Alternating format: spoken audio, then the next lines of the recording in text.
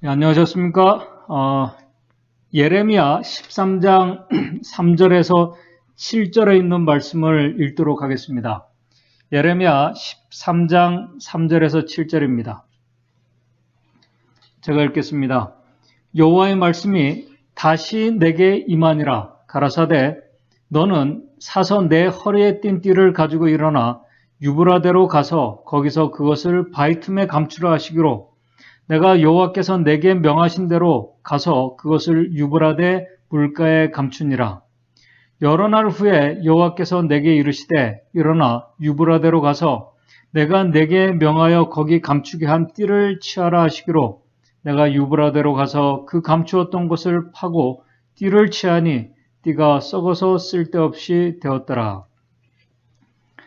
예, 하나님께서는 오늘 그 예레미야 13장의 이 말씀에서 예레미야에게 좀 아주 이해할 수 없는 명령을 하십니다. 그 명령은 한마디로 이 허리띠를 사서 그 허리띠를 강가가 있는 이 그 바위 틈에 감추라는 것입니다. 그리고 얼마 지나지 않아서 다시 명령하십니다. 그 감춰두었던 허리띠를 다시 찾으라고 하십니다. 그런데 이 선지자가 다시 가서 찾아보니까 허리띠가 썩어서 쓸데없는 상태가 돼버린 것입니다. 참 어떻게 보면은 하나님께서 참 무의미한 명령을 하시는 것 같이 보입니다. 선지자에게 또 하나님의 백성들에게 어떤 교훈을 주시려고 하나님께서 이 명령을 내리신 것일까? 오늘 이 본문의 말씀은 특별히 하나님의 백성들의 상태와 그들을 다루시는 하나님에 대해서 묘사하고 있는 말씀입니다. 오늘 이 시간 우리 예레미야 13장을 중심으로 오늘 우리 신앙에 있어서 아주 중요한 이 연합이라는 주제로 같이 좀 말씀을 나누면서 교훈을 생각해 보고자 합니다. 먼저 오늘 이 말씀의 배경을 잠시 살펴보겠습니다. 예레미야 13장 1절입니다. 예레미야 13장 1절에 여호와께서 이같이 내게 이르시되 너는 가서 배띠를 사서 내 허리에 띠고 물에 두지 말라 하시기로. 이 말씀은 남방 유다의 19번째 왕인 여호야긴 왕 때입니다. 이때가 BC 597년경입니다. 여호야긴 왕의 아버지는 여호야김입니다. 여호야김은 여러분들이 잘 아시는 것처럼 다니엘 1장에 나오는 그 유다가 바벨론 느부갓네살에 의해서 망하게 되고 다니엘과 그의 친구들과 귀족들이 이 바벨론에 이미 포로로 잡혀간 그때의 왕입니다. 지금 여호야김의 아들 여호야긴 왕 때이기 때문에 이미 1차 포로로 잡혀간 그때가 지난 후에 그 사건을 지금 말씀하고 있는 것입니다. 열왕기하 23장 37절을 보게 되면은 그 여호야긴의 아버지 여호야김은 그 열조의 모든 행한 일을 본받아 여호와 보시기에 악을 행하다가 결국 나라가 망하면서 왕족들과 성전의 기명까지 다 바벨론에 빼앗기면서 포로로 잡혀가는 불행한 일을 당한 왕입니다. 그런데 이 사실을 누구보다 잘 알고 있는 그의 아들 여호야긴은 아버지의 그 쓰디쓴 실패 역사를 그가 교훈 삼지 않았습니다. 아버지가 왕에서 내려오고 이 18세에 18살의 아주 젊은 나이에 왕위에 오른 여호야긴은 그가 반성하고 회개하기보다는 아버지의 악한 전철을 그가 따라가게 됩니다. 사람들이 악을 따라가는 모습을 보게 되면은 참 우리가 이해하기 힘들지만은 이 자라며 성장하는 이 과정이 얼마나 중요한지를 우리가 또 생각해 보게 됩니다. 그렇게 왕위를 이어받은 여호야긴이 열왕기하 24장 9절을 보게 되면은 여호야긴이 그 부친의 모든 행위를 본받아 여호와 보시기에 악을 여전히 행하는 그런 모습을 보여주게 됩니다. 하나님께서 다시 기회를 주셨음에도 불구하고 이 왕과 백성들은 자신들의 상태가 또 나라가 어떻게 될지 전혀 예측도 하지 못하고 깨닫지 못하고 있는 상태에 있었습니다. 결국 여호야긴은 왕위에 오른 지 3개월 만에, 우리 선지자왕 439쪽에 보게 되면 정확하게는 3개월 20일 만에, 그러니까 100일도 되지 않는 그 통치 기간을 그가 3개월 조금 넘게 통치하다가 왕의 자리에서 내려오게 됩니다. 열왕기하 24장 15절을 보게 되면 그냥 내려오는 것이 아니라 열왕기하 24장 15절에는 저라는 것은 느부갓네살을 말합니다. 저가 여호야긴을 바벨론으로 잡아가고 왕의 모친과, 그러니까 왕의 그 어머니와 왕의 아내들과 내시와 나라의 권세 있는 자도 예루살렘에서 바벨론으로 사로잡혀가는 또 비참한 일들이 아버지에 이어서 그 아들 대까지 벌어지게 됩니다. 예레미야 그 13장에 오늘 우리가 읽은 이 본문의 말씀은 바로 그런 일이 일어나기 바로 전인, 그러니까 여호야긴 통치 그 3개월 안에 그 일어난 그때에 하나님께서 주신 계시의 말씀입니다. 그때 하나님께서 그분의 백성들을 어떻게 취급하시는지 교훈을 주시는 말씀입니다. 이 말씀을 생각하면서 예레미야 13장 1절부터 좀 다시 보도록 하겠습니다. 예레미야 13장 1절에는 이렇게 말씀을 시작하고 있습니다. 여호와께서 이같이 내게 이르시되 너는 가서 뱃띠를 사서 내 허리에 띠고 물에 두지 말라 하시기로. 여기서 말하는 이 뱃띠는 일반 사람들이 생각하는 허리띠, 그러니까 허리띠를 생각할 수도 있지만은 여러분들이 잘 아시는 것처럼 선지자 예레미야는 제사장의 아들입니다. 그러므로 이 띠는 제사장들이 입는 에봇 위를 두르는 그 띠를 말하는 것입니다. 에봇 띠를 말하는 것입니다. 이 배로 만든 그 띠입니다. 특별히 이 띠는 거룩한 이 부르심을 받은 이 하나님의 백성들을 상징한다고 우리 재림교회 주석에는 말씀을 하고 있습니다. 오늘 우리에게 적용한다면은 예수 그리스도의 그 보배로운 피로 사시고 그분의 거룩한 부르심을 받은, 그래서 거룩한 그 제사장 나라 백성들을 삼으신 이 하나님의 백성들을 가리킵니다. 특별한 이 은혜 속에서 거룩한 사명과 부르심을 입은 자들을 가리킵니다. 그렇게 부름을 입은 자들, 하나님의 백성들을 제사장의 이 허리띠에 매셨습니다. 그 뱃띠를 사서 허리에 띠고 이렇게 말씀을 했기 때문에 이 허리띠에 띄었다는 것은 이 몸의 일부분이, 제사장의 일부분이 되게 하셨다는 것입니다. 그래서 하나님의 백성들은 하나님께서 그 예레미야에게 말씀하신 것처럼 이 띠는 이 부패하기 좋은 어떤 이 물가가 있는 아주 습한 곳들, 다시 말해서 이 재의 영향을 받지 않도록 이 허리띠에 띠고 있어라고 하십니다. 하나님의 명령대로 예레미야 13장 2절에 예레미야가 13장 2절에 내가 여호와의 말씀대로 띠를 사서 내 허리띠에 그렇게 띄었다고 말씀을 하고 있습니다. 사실 우리가 거룩하고 깨끗하고 온전해서 하나님께서 우리를 그렇게 하신 것이 아닙니다. 우리가 흠이 있고 또 우리가 문제가 있고 실수가 있지만은 그분의 거룩한 피로 우리를 사시며 우리 주님께서 그분의 이 몸의 한 부분인 이 교회의 한 부분이 우리를 되게 하시기 위해서 그의 허리띠에 매셨다는 것입니다. 그런데 그렇게 허리띠에 띠라고 말씀하신 그 하나님께서 얼마 지나지 않아서 선지자에게 또 다른 명령을 내리십니다. 그 명령이 예레미야 13장 3절부터 내용입니다. 오늘 우리가 읽은 본문의 말씀입니다. 13장 3절입니다. 여호와의 말씀이 다시 내게 임하니라. 하나님의 말씀이 다시 선지자에게 임했습니다. 그런데 두 번째 이제 내린 명령은 첫 번째 명령과 반대되는 명령을 하십니다. 13장 4절입니다. 너는 사서 내 허리에 띈 띠를 가지고 일어나 유브라대로 가서 유브라 강가로 가서 거기서 그것을 바위 틈에 감추라 하시기로. 강가가 다시 말해서 이 물가에 그것을 감추라는 것입니다. 여기서 이 물가는 이 재가 만연한 그런 것들을 상징합니다. 물기가 계속 있는 습한 곳에 두라는 것입니다. 그래서 선지자는 하나님의 명령대로 13장 5절에 내가 여호와께서 내게 명하신 대로 가서 그것을 유브라데 물가에 감추니라. 왜 하나님께서 그분의 거룩한 백성이 될 이 띠들을 이 물가에 이렇게 두셨을까?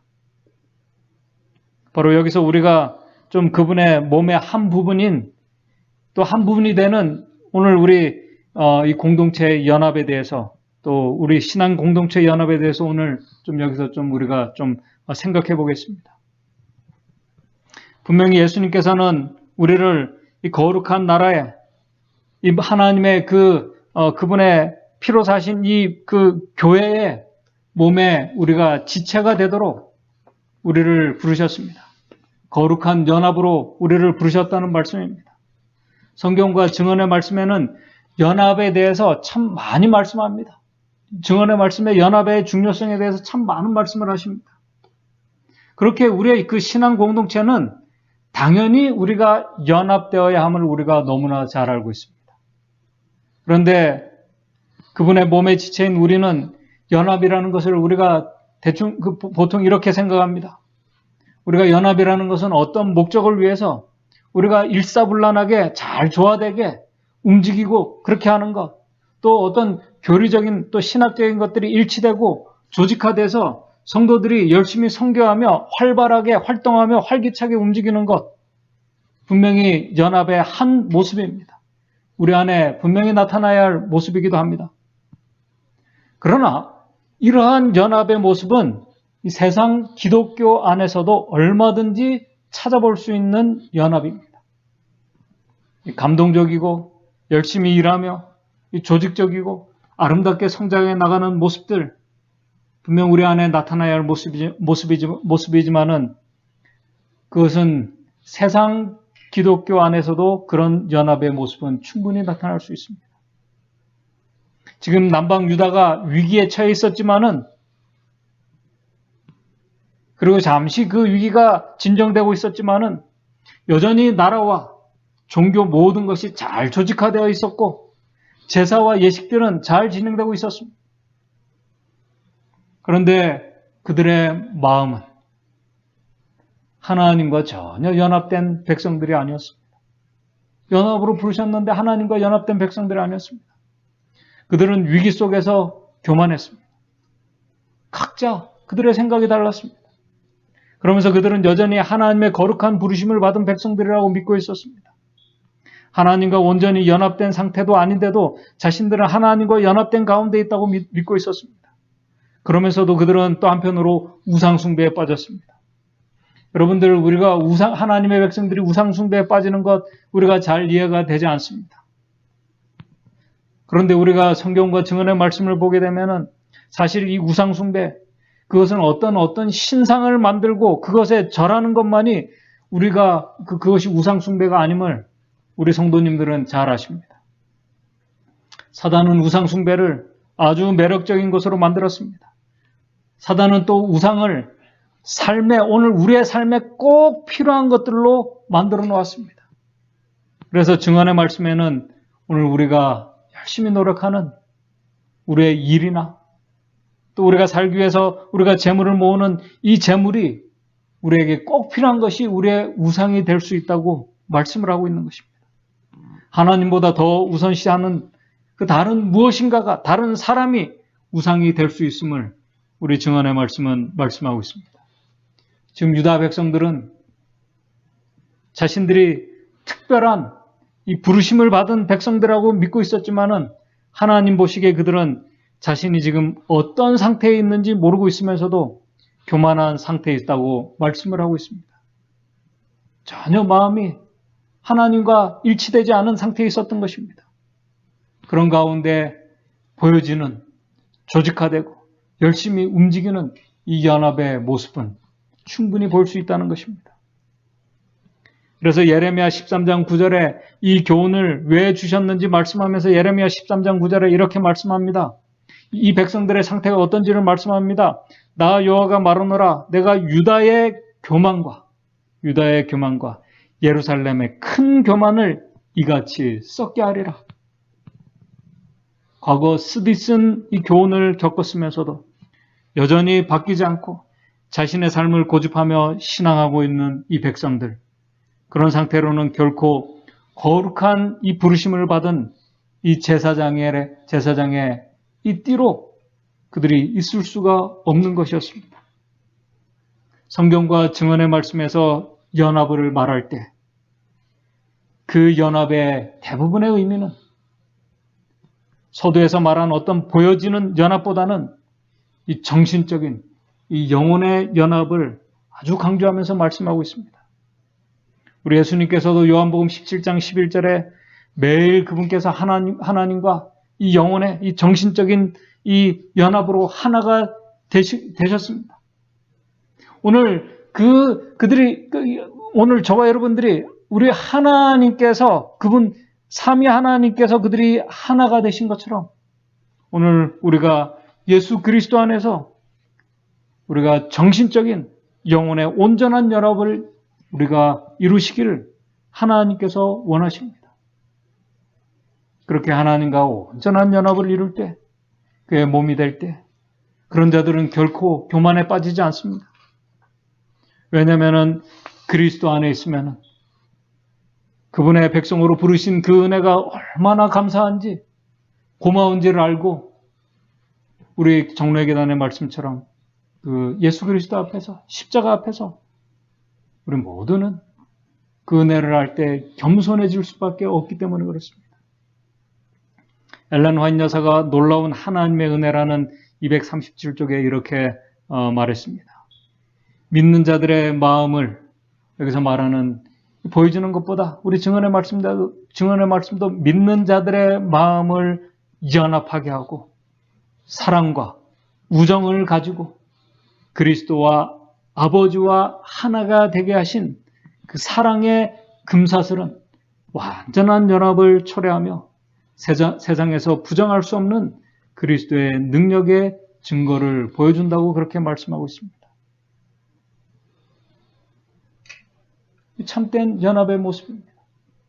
그런데 지금 그런 거룩한 부르심, 그 연합의 은혜의 부르심을 받은 하나님의 백성들이 지금 그렇지 못한 것입니다. 여기에는 거룩한 이 부르심을 받은 이 선지자 예레미야도 예가 되는 것이 아니었습니다. 선지자 예레미야는 바로 여기서 자기만 빠지는 그런 것이 아니었습니다. 모두가 다 포함되는 것입니다. 선지자도, 왕도, 백성들도 그들의 삶이 진리와 거룩한 행실이 동반되지 못한 가운데 여전히 변화를 거부하고 바뀌지 않는 자신의 어떤 성향들과 삶을 고집하면은 하나님께서 결국 그렇게 그들이 원하는, 여전히 고집하는 부패하고 썩을 수밖에 없는 물가로 보내시겠다는 것입니다. 이 교훈을 주시기 위해서 하나님께서는 선지자에게 자신이 산 그 띠를, 새로 산 이 띠를 유브라데 강가에 감추어 놓으라고 말씀하신 것입니다. 그렇게 그 습하고 물이 계속 들어오는 그곳에 선지자가 뱃띠를 감추어 놓았습니다. 그리고 시간이 지났습니다. 교만하고 깨닫지 못하는 자들이 어떻게 되겠습니까? 우리 예레미야 13장 6절 7절에 이렇게 말씀합니다. 여러 날 후에 여호와께서 내게 이르시되 일어나 유브라데로 가서 내가 내게 명하여 거기 감추게 한 띠를 취하라 하시기로, 가서 이제 네가 감춰놓았던 그 띠를 가서 찾으라는 것입니다. 그랬더니 7절에 내가 유브라데로 가서 그 감추었던 것을 파고 띠를 취하니 띠가 썩어서 쓸데없이 되었더라. 하나님과 온전한 연합을 이루지 못한 그들의 운명을 보여주고 있는 것입니다. 그런데 우리가 이 성경이 하나님의 말씀이 복음인 것은, 우리 하나님은 당신의 백성들을 그렇게 비참한 가운데 끝내게 하시는 분이 아니시라는 것입니다. 비록 그들에게 쓰디쓴 교훈을 주셔서라도 당신의 백성들이 회개하고 하나님의 은혜를 다시 느끼며 겸손하게 돌아오기를 바라시는 분이 오늘 저와 여러분들이 믿는, 우리가 믿는 하나님이십니다. 우리 하나님께서는 먼저 선지자 자신부터 자신의 삶과 태도를 돌아보고 돌아오라고 말씀하십니다. 그래서 예레미야 15장 19절에 이렇게 말씀을 합니다. 13장을 말씀하시고 15장 19절에 여호와께서 이같이 말씀하시되 네가 만일 돌아오면, 여기서 누구도 예외가 되지 않습니다. 하나님께서 먼저 선지자에게 예레미야에게 네가 만일 돌아오면은 내가 너를 다시 이끌어 내 앞에 세울 것이며, 우리 엘렌 화이트 주석의 예레미야 15장 19절을 이렇게 주석하면서 엘렌 화이트 여사가 이렇게 말했습니다. 여호와께서는 예레미야에게 그의 바른 태도를 회복한다면, 하나님께서 예레미야에게 먼저 그에게 바른 태도를 회복한다면, 우리 선지자는 계속 하나님 저 이래서 안 됩니다.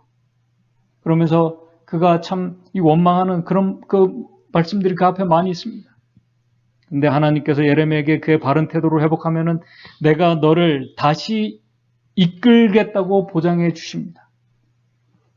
다시 이끌겠다고 보장하신다. 그 선지자는 이제 확실히 여호와 앞에 설 수 있게 될 것이었다. 그 다음에 백성들도 회개하고 마음을 돌이키고 겸손하게 그분께로, 하나님께로 그들의 마음이 돌아서면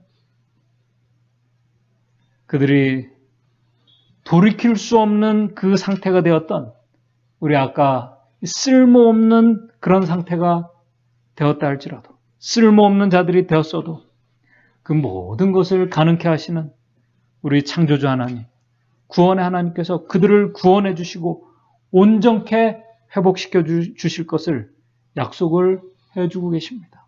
그것이 예레미야 15장 21절입니다.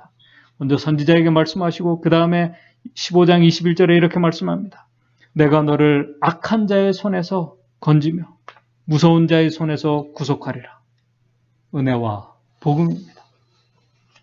이제 말씀을 정리하면서 오늘 이 안식일이 시작되는 이 시간, 때때로 우리는 생각지 못한 이 실패와 또 이스라엘 백성들이 경험했던 그런 일들을 통해서라도 하나님께서는 하나님의 백성들을 자신의 상태를 보게 하시고 그들의 교만이라는 것은 다른 것이 아닙니다. 하나님의 필요를 느끼지 못하는 그런 상태를 말해요.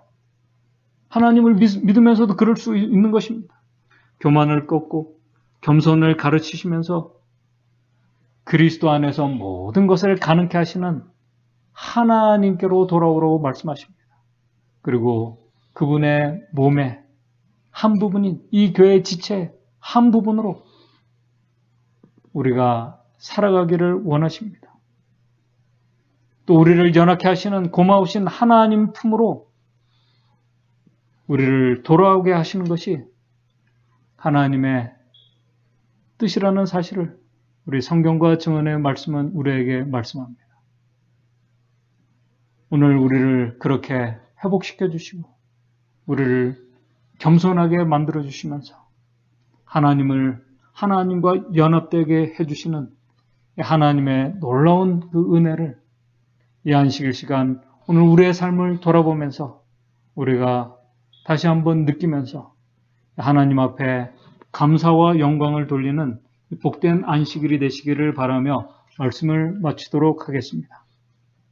기도하겠습니다. 하늘에 계신 하나님 아버지, 저희들 하나님을 열심히 믿고 의지하며 또 하나님 안에서 살아간다고 하지만은 오늘 우리의 행실과 우리의 생각과 또 우리의 삶에 나타나는 모습들이 우리 하나님과 온전한 연합된 그 관계에 있지 못한 우리들의 모습들을 우리가 보게 됩니다. 보여지는 연합이 아니라 우리 그리스도 안에서 하나님과 우리가 온전한 연합을 이룰 수 있는 하나님의 백성들 될 수 있도록 도와주시옵소서. 그런 거룩한 연합의 부르심으로 우리를 불러주신 하나님의 은혜를 감사드립니다. 그래서 우리가 이 거룩한 하나님의 그 부르심에 또 하나님께 세우신 이 교회의 한 우리가 지체로서 우리가 그리스도 안에서 겸손한 가운데 우리 주님과 연합된 가운데 오늘 우리에게 맡기신 그 사명과 우리를 부르신 그 거룩한 부르심에 합당한 그런 삶으로 살아가는 우리 모든 성도들 될 수 있도록 주님 인도해 주시옵소서. 예수님의 이름으로 기도드리옵나이다.